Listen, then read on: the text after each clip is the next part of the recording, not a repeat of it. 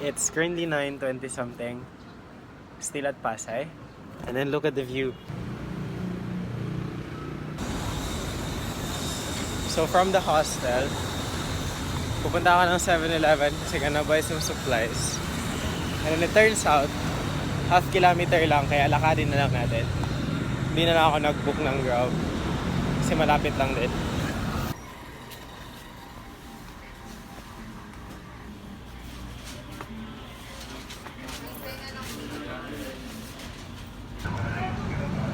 We are walking pauwi and we're trusting our instinct kung saan yung punta sa hostel.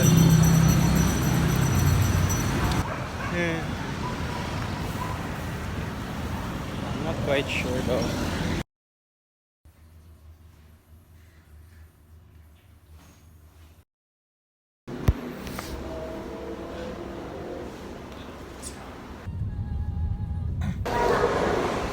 And we're here. So our bus ticket is probably at around 7 or 9 ng gabi. It's currently 11:52.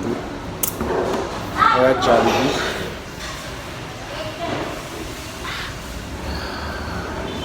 So we're gonna stay here for a bit. I'm supposed to be looking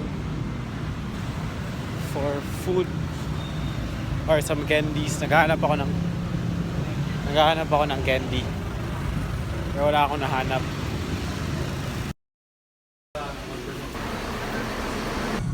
Ano, Sir Francis, look.